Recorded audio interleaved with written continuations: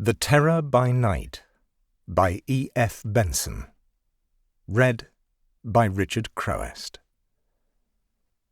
The transference of emotion is a phenomenon so common, so constantly witnessed, that mankind in general have long ceased to be conscious of its existence as a thing worth our wonder or consideration, regarding it as being as natural and commonplace as the transference of things that act by the ascertained laws of matter.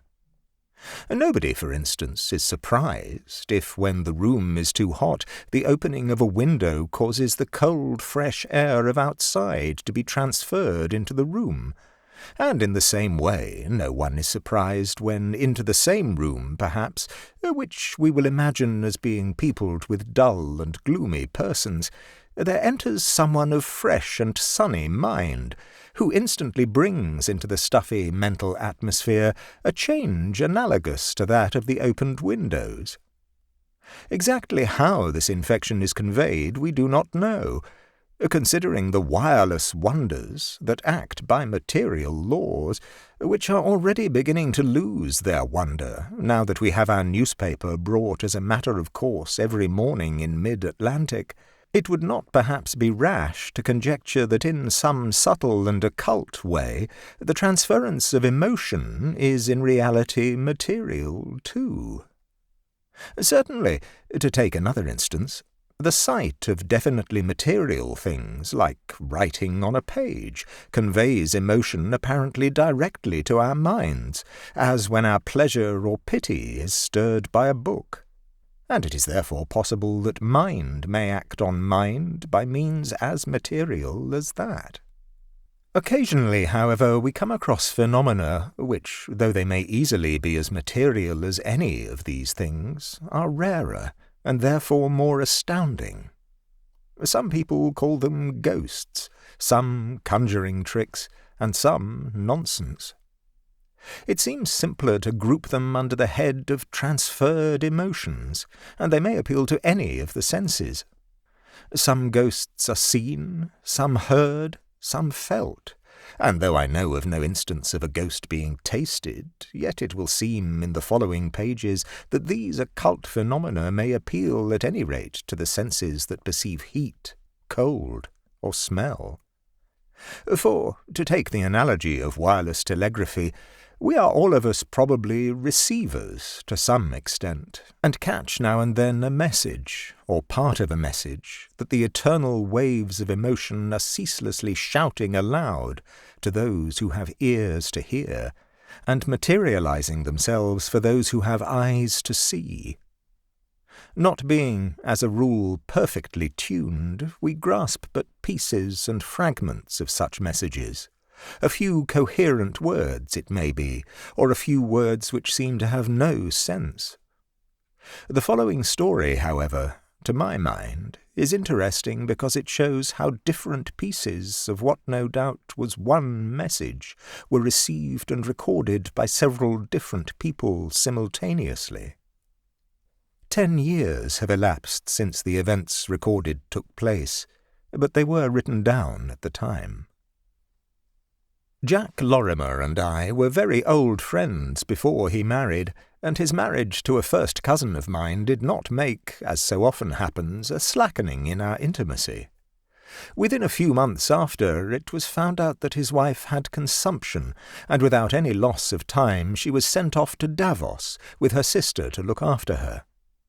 The disease had evidently been detected at a very early stage, and there was excellent ground for hoping that with proper care and strict regime she would be cured by the life-giving frosts of that wonderful valley. The two had gone out in the November of which I am speaking, and Jack and I joined them for a month at Christmas, and found that week after week she was steadily and quickly gaining ground. We had to be back in town by the end of January, but it was settled that Ida should remain out with her sister for a week or two more. They both, I remember, came down to the station to see us off, and I am not likely to forget the last words that passed. "Oh, don't look so woebegone, Jack," his wife had said. "You'll see me again before long." Then the fussy little mountain engine squeaked as a puppy squeaks when its toe is trodden on, and we puffed our way up the pass.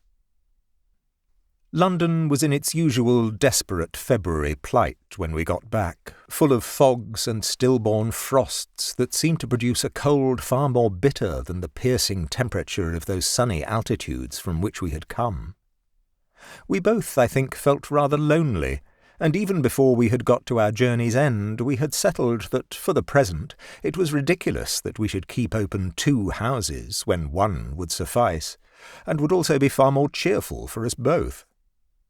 So, as we both lived in almost identical houses in the same street in Chelsea, we decided to toss, live in the house which the coin indicated. Heads mine, tails his. Share expenses, attempt to let the other house, and, if successful, share the proceeds. A French 5-franc piece of the Second Empire told us it was heads. We had been back some 10 days, receiving every day the most excellent accounts from Davos, when, first on him, then on me, there descended, like some tropical storm, a feeling of indefinable fear.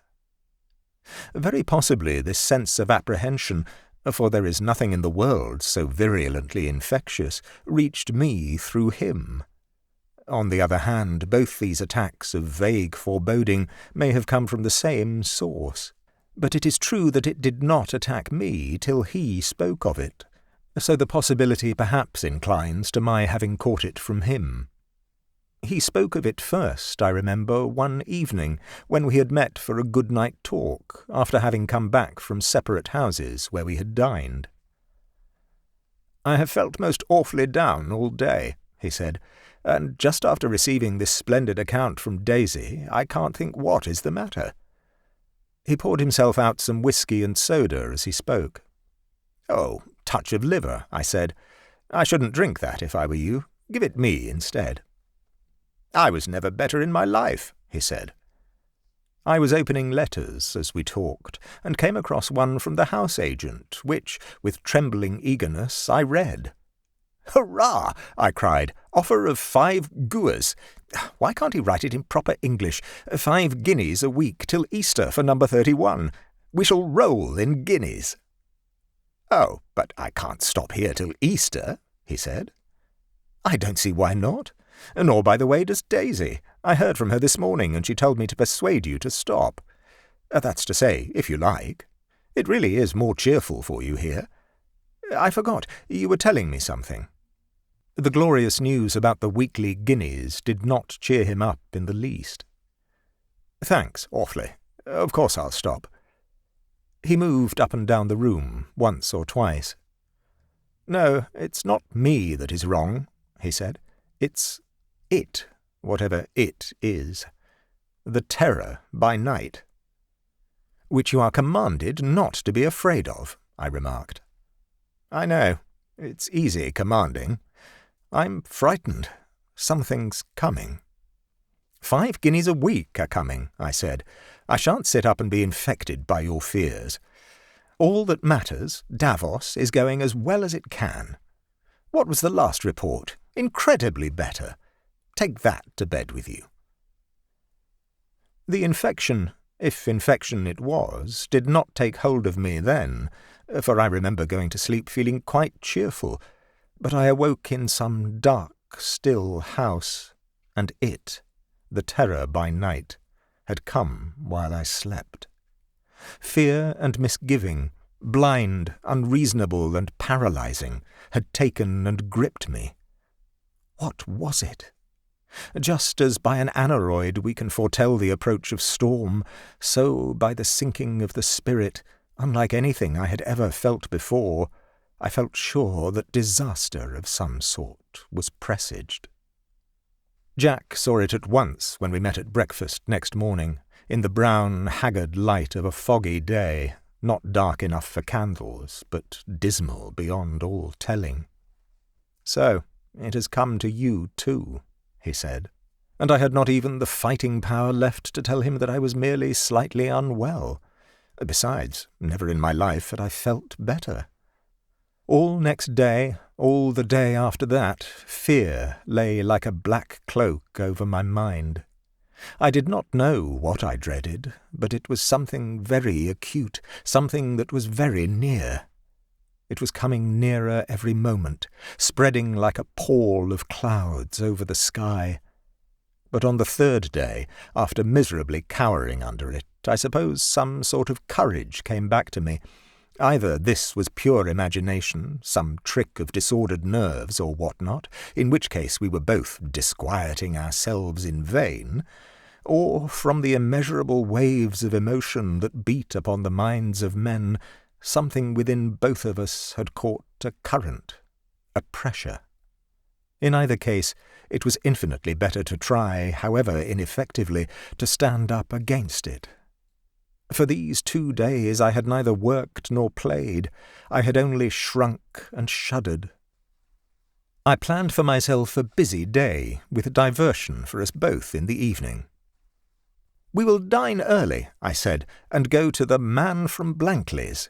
I have already asked Philip to come, and he is coming, and I have telephoned for tickets. Dinner at 7. Philip, I may remark, is an old friend of ours, neighbour in this street, and by profession a much-respected doctor." Jack laid down his paper. "Yes, I expect you're right," he said. "It's no use doing nothing. It doesn't help things. Did you sleep well?" "Yes, beautifully," I said rather snappishly, for I was all on edge with the added burden of an almost sleepless night. "I wish I had," said he. This would not do at all. "We have got to play up," I said. "Here are we, 2 strong and stalwart persons, with as much cause for satisfaction with life as any you can mention, letting ourselves behave like worms. Our fear may be over things imaginary or over things that are real, but it is the fact of being afraid that is so despicable. There is nothing in the world to fear except fear. You know that as well as I do. Now, let's read our papers with interest. Which do you back, Mr. Druce, or the Duke of Portland, or the Times Book Club?" That day, therefore, passed very busily for me, and there were enough events moving in front of that black background, which I was conscious was there all the time, to enable me to keep my eyes away from it. And I was detained rather late at the office, and had to drive back to Chelsea in order to be in time to dress for dinner, instead of walking back as I had intended. Then the message, which for these 3 days had been twittering in our minds, the receivers, just making them quiver and rattle, came through. I found Jack already dressed, since it was within a minute or 2 of 7 when I got in, and sitting in the drawing-room. The day had been warm and muggy, but when I looked in on the way up to my room, it seemed to me to have grown suddenly and bitterly cold, not with the dampness of English frost, but with the clear and stinging exhilaration of such days as we had recently spent in Switzerland. Fire was laid in the grate, but not lit, and I went down on my knees on the hearthrug to light it. "Why, it's freezing in here," I said. "What donkeys servants are! It never occurs to them that you want fires in cold weather and no fires in hot weather." "Oh, for heaven's sake, don't light the fire," said he. "It's the warmest, muggiest evening I ever remember." I stared at him in astonishment. My hands were shaking with cold. He saw this. "Why, you are shivering," he said. "Have you caught a chill? But as to the room being cold, let us look at the thermometer." There was one on the writing-table. 65, he said. There was no disputing that, nor did I want to, for at that moment it suddenly struck us, dimly and distantly, that it was coming through. I felt some curious internal vibration. "Hot or cold, I must go and dress," I said. Still shivering, but feeling as if I was breathing some rarefied, exhilarating air, I went up to my room. My clothes were already laid out, but by an oversight no hot water had been brought up, and I rang for my man. He came up almost at once, but he looked scared, or to my already startled senses he appeared so. "What's the matter?" I said. "Nothing, sir," he said, and he could hardly articulate the words. "I thought you rang." "Yes, hot water. But what's the matter?" He shifted from one foot to the other. "I thought I saw a lady on the stairs," he said, "coming up close behind me, and the front doorbell hadn't rung that I heard." "Where did you think you saw her?" I asked. "On the stairs, then on the landing outside the drawing-room door, sir," he said. "She stood there as if she didn't know whether to go in or not." One of the servants," I said, but again I felt that it was coming through. "No, sir, it was none of the servants," he said. "Who was it, then?" "Couldn't see distinctly, sir. It was dim-like.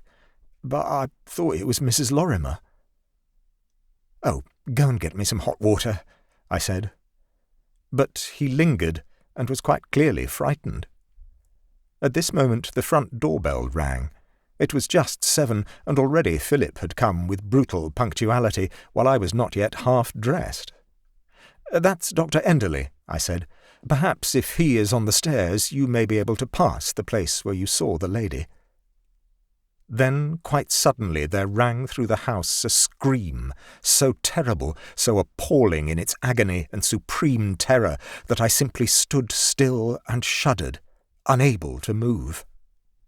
Then, by an effort so violent that I felt as if something must break, I recalled the power of motion and ran downstairs, my man at my heels, to meet Philip, who was running up from the ground floor.